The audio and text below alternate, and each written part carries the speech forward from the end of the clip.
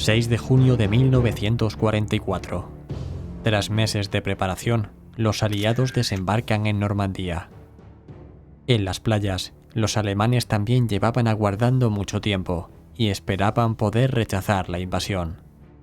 Tras resultados muy negativos en el frente oriental desde la derrota en Moscú, Stalingrado y Kursk, el líder alemán había puesto todas sus esperanzas de 1944 en rechazar el ataque aliado.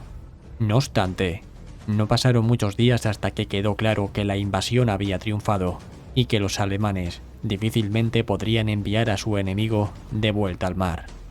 Kurt Meyer, comandante del 25 Regimiento de Granaderos Panzer SS de la división Hitlerjugend, dijo lo siguiente cuando se enteró de que los aliados habían puesto pie en Normandía: «Pececitos, los devolveremos de vuelta al mar».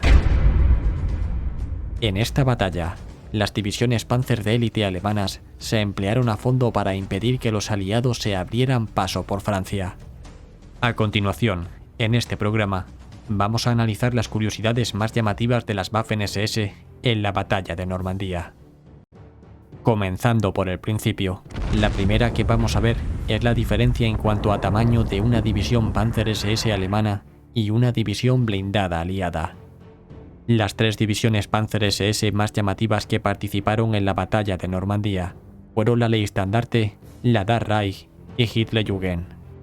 Contaban con una plantilla de unos 180 carros de combate, siendo de ellos unos 100 Panzer IV y los otros 80 Panthers.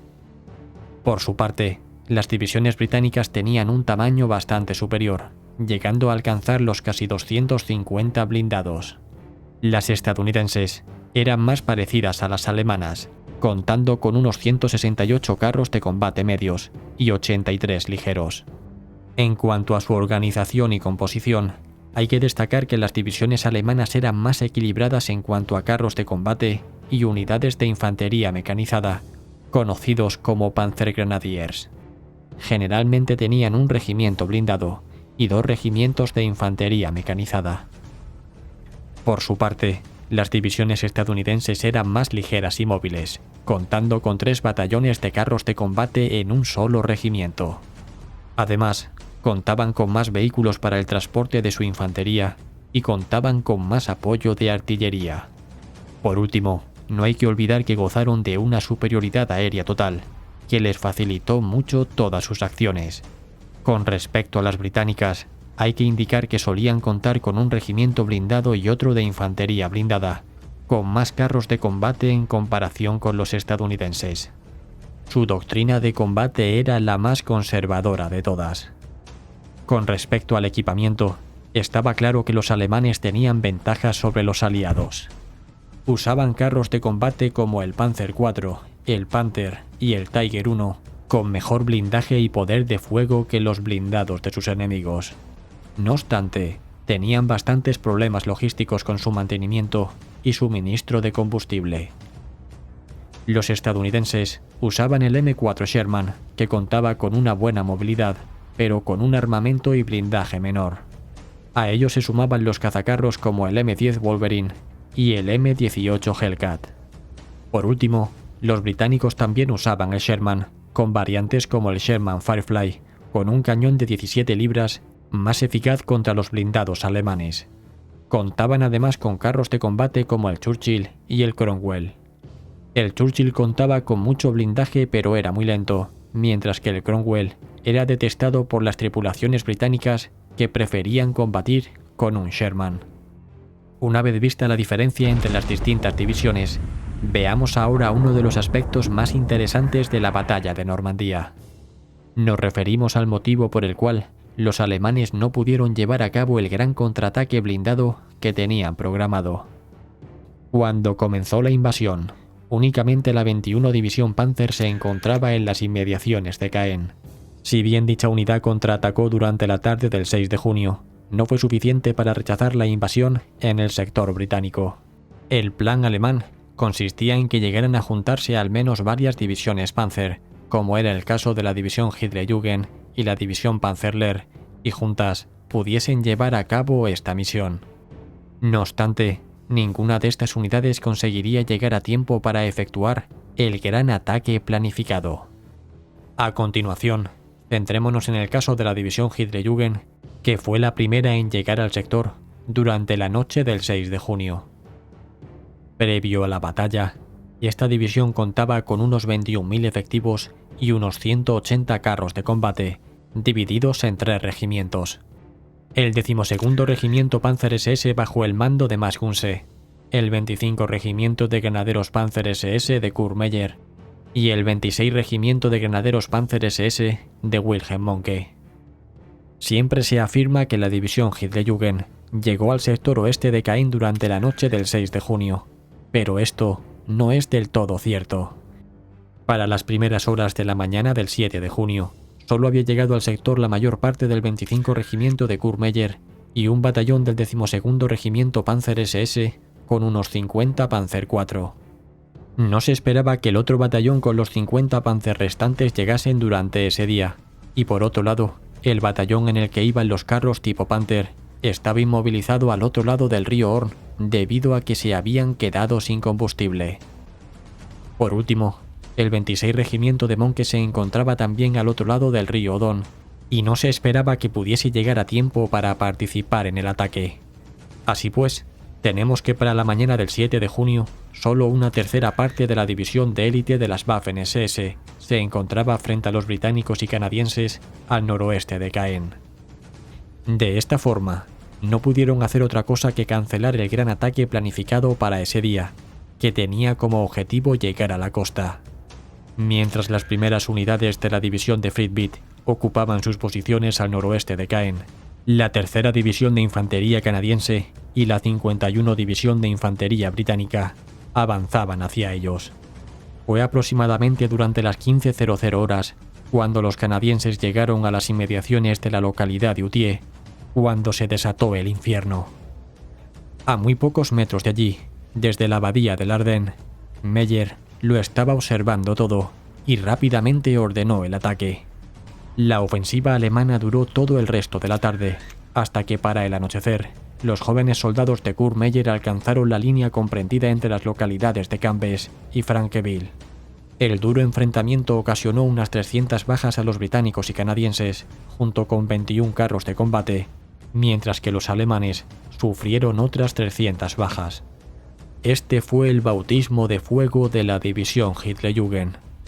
Pese a que todavía no estaban todos los elementos de la división, consiguieron detener el avance de su enemigo, conservando durante más de un mes la ciudad de Caen. No obstante, fue un día algo frustrante para los mandos alemanes, que no pudieron llevar a cabo su plan de contraataque y se tuvieron que conformar con operaciones de menor entidad. A partir de aquí, los restos de la división Hitlerjugend y Panzerlehr fueron llegando al sector a cuentagotas y jamás pudieron unificarse para lanzar un ataque coordinado. En su lugar, tuvieron que ir tapando las brechas que los británicos y canadienses abrían en el sector. La siguiente curiosidad nos lleva a analizar la cantidad de ofensivas aliadas que la división Hitlerjugend, asentada en las inmediaciones de Caen, llegó a detener de forma directa o indirecta, desde ese 7 de junio hasta el final de la batalla de Normandía. Se estima que en total, esta división contribuyó a frenar unas 14 ofensivas aliadas que tenían la intención de ganar terreno hacia el interior de Normandía. Durante dichos combates, el ratio de bajas sufrido en comparación con su enemigo fue de 6-1 a favor. El siguiente punto del programa nos llevará a analizar qué fue lo que pasó con la división hermana de la Hitlerjugend, siendo en este caso la división Leibstandarte. Cuando la batalla de Normandía comenzó, ambas unidades formaban parte del primer cuerpo Panzer SS. No obstante, mientras que la 12ª división Panzer SS estaba lista para la acción, la Leibstandarte estaba lejos de estarlo. Durante las últimas semanas de 1943 y los primeros meses de 1944, la Leibstandarte vivió los combates más duros que jamás había librado en las inmediaciones del río Dnieper, en Ucrania, intentando que los soviéticos no avanzasen más hacia el oeste. Los combates fueron tan brutales que en apenas 4 meses, la unidad pasó de contar con casi 20.000 hombres y más de 200 carros de combate, siendo 95 Panzer IV, 96 Panthers y 27 carros tipo Tigre, a convertirse en un cangrupe con poco más de 1.200 efectivos, con apenas 7 carros operativos. Esto la llevó a tener que ser retirada del frente para recuperarse, antes de volver a entrar en acción. Su nuevo destino sería la costa atlántica, concretamente en Bélgica. Pasados unos meses en el país belga, para el 1 de junio de 1944, la Leibstandarte volvió a alcanzar una plantilla de 22.200 efectivos, aunque tenía un déficit de 182 oficiales y 1.398 suboficiales. Su fuerza blindada se situaba en los 79 Panthers y en 103 Panzer IV. No obstante, la unidad era solo una sombra de lo que había sido la Leibstandarte durante las campañas anteriores en Rusia de 1943 y 1944. Ahora más que nunca debía apoyarse en sus curtidos oficiales y suboficiales, los cuales ya llevaban luchando casi 5 años. Esto se debe a que el tiempo de instrucción y formación de la tropa era cada vez menor, debido a que se los necesitaba en el frente de forma urgente. Los distintos batallones de la Leibstandarte fueron llegando a cuentagotas a Normandía durante el periodo comprendido entre finales de junio y mediados de julio. No fue hasta el 11 de julio cuando por fin pudieron relevar a la división Hitlerjugend en sus posiciones al sur de Caen. Todo acabó para ellos en Normandía un mes y medio después, cuando las fuerzas aliadas terminaron de cerrar el cerco en Falaise, embolsando a unos 50.000 alemanes y obligando a los supervivientes a abandonar la mayor parte de su equipo pesado. Se estima que las bajas de la Leibstandarte en la campaña de Normandía ascendieron a unos 5.000 efectivos junto con la totalidad de sus blindados. Si bien no todos fueron abatidos en combate, una parte de ellos tuvieron que ser abandonados al final de la batalla por falta de combustible. Otra de las curiosidades de este programa, que también afectó en gran medida a los miembros de las Waffen-SS, fue la llamada fiebre del francotirador. Debido a la inexperiencia de muchas unidades aliadas y al inesperado combate en un terreno dominado por los altos setos, cada vez que se oía un disparo de fusil, los soldados aliados suponían que era de un francotirador enemigo. Esto llevó a que pronto se desarrollase un miedo terrible a este tipo de enemigo, y se llamó la fiebre de francotiradores. En la mayoría de los casos, el culpable no era más que un Panzergrenadier que disparaba su arma normal desde una posición estándar, pero cuidadosamente preparada. Gran parte de la confusión se debió al hecho de que en el ejército británico los francotiradores iban equipados con chaquetas de camuflaje. En las Waffen-SS, a diferencia del resto del ejército alemán, los Panzergrenadier normalmente llevaban túnicas de camuflaje, y de ahí la confusión. El pánico llegó a extenderse tanto que para el día 27 de junio se tuvo que ordenar que cesara toda mención de francotiradores y se hiciera referencia a soldados enemigos aislados. En relación a este asunto, también hay que indicar que por norma general, durante la batalla de Normandía, no se capturaba con vida ni a francotiradores ni a hombres que utilizaban armas lanzallamas. La última curiosidad del programa nos lleva a la muerte del famoso Panzer alemán Michael Wittmann. Como todos sabéis, Wittmann murió el 8 de agosto de 1944 entre Caen y Falaise, mientras intentaba detener la ofensiva británica que amenazaba con embolsar a los restos del ejército alemán en Normandía. Tras ver cómo el Tiger en el que iba Wittmann era destruido, se dio un plazo de 60 días en los que Wittmann estaba oficialmente desaparecido debido a que no se había podido certificar su muerte. No fue hasta casi 40 años después, concretamente en 1983, cuando por fin se pudo encontrar sus restos enterrados cerca de donde fue abatido. Se pudo identificar gracias a unos dientes falsos que se sabía que llevaba Wittmann, como así lo marcaba su registro dental, y a una placa de identidad de su conductor, llamado Reimers.